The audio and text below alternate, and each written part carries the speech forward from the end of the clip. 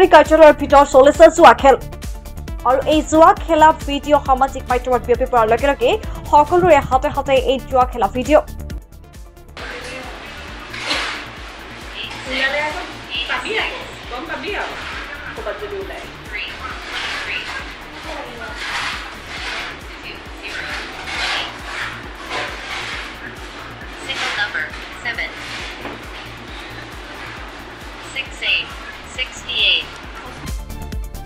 সকলো সময়তে চৰ্চাত থকা এটা চৰকাৰী বিভাগ হৈছে বন বিভাগ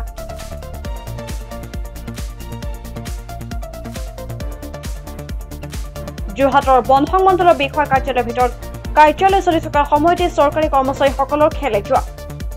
এই জুৱা খেল খেলি থকা দেখি সাধাৰণ ৰাইজৰ চকু কপালত এই সন্দৰ্ভত যোৰহাট আয়ুক্ত টাই আহোম যুৱ পৰিষদে যোৰহাট জিলা সমিতিয়ে এখন স্মাৰক পত্ৰ প্ৰদান কৰে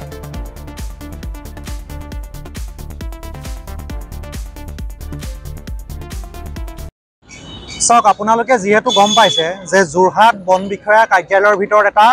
জুৱা খেলি থকা ভিডিঅ' সম্প্ৰচাৰ হৈ আছে বিগত সময়ত যোৱা কেইবাদিনো ধৰি এই ঘটনাত হৈ গৈছে এই ঘটনাটো হোৱাৰ তাৰ পিছতো কিন্তু বৰ্তমান পৰ্যন্ত যোৰহাটৰ ডিএফঅ'জন নিমাত হৈ আছে যোৰহাটৰ বন বিষয়া কাৰ্যালয়ৰ জ্যেষ্ঠ বিষয়াসকল নিমাত হৈ আছে যোৰহাট প্ৰশাসন নিমাত হৈ আছে বৰ্তমান আমি এই কথাটো বুজিব পৰা নাই যে কাৰ আশীৰ্বাদত যোৰহাটৰ বন বিষয়া কাৰ্যালয় চৰকাৰী কাৰ্যালয়ৰ ভিতৰত জুৱা খেল পাতিবলৈ মৰহাস কৰিছে এতিয়া কথাটো হ'ল যে নিজৰ ডিউটিৰ সময়ত চৰকাৰী কৰ্মচাৰীয়ে যদি নিজৰ কাম নকৰি জুৱা খেলত ব্যস্ত থাকে তেতিয়াহ'লে সাধাৰণ মানুহে কি কৰিব এতিয়া প্ৰশ্ন হৈ পৰিছে সাধাৰণ মানুহৰ চকু কপালত উঠিছে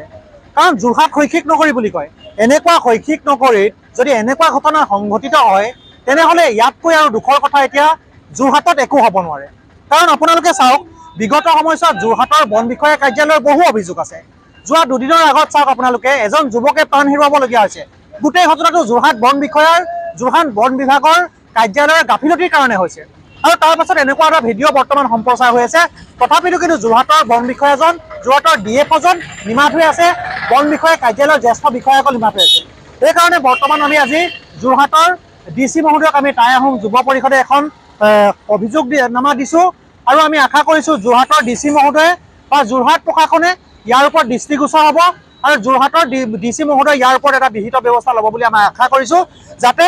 যোৰহাটৰ চৰকাৰী কাৰ্যালয়ৰ ভিতৰত যদি এনেদৰে মহিলা ব্যক্তিয়ে জুৱা খেলি থাকিবলৈ হয় নিজৰ কাম নকৰি মহিলা ব্যক্তিসকলে যদি জুৱা আড্ডাত মছগুল হৈ থাকে তেন্তে সাধাৰণ মানুহৰ কি অৱস্থা হ'ব গতিকে আমি যোৰহাট DC মহোদয়ক কৈছোঁ যোৰহাট প্ৰশাসনক কৈছোঁ যোৰহাটৰ ডিএফঅ'জনক কৈছোঁ অতি শীঘ্ৰে এই মহিলা ব্যক্তিসকলৰ ওপৰত অনতিপলমে এটা সুব্যৱস্থা কৰিব লাগে উচিতমূলক শাস্তি প্ৰদান কৰিব লাগে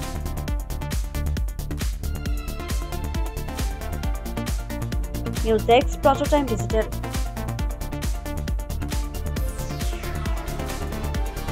হদিয়াৰ পৰা ধুবুৰীলৈ বৰাকৰ পৰা ব্ৰহ্মপুত্ৰলৈ সকলোৰে মাজত চিনাকি এটা নাম প্ৰাতঃ টাইম থলুৱা ভাষা কৃষ্টি আৰু সত্য বাতৰিৰ আধাৰত প্ৰতিষ্ঠিত খবৰ প্ৰাতঃ টাইমৰ প্ৰতিটো বা বাতৰি পুংখানুপুংখভাৱে চাবলৈ Facebook YouTube website Twitter Instagram আৰু ব্লগাৰ পেজত লাইক আৰু ফ'ল' কৰক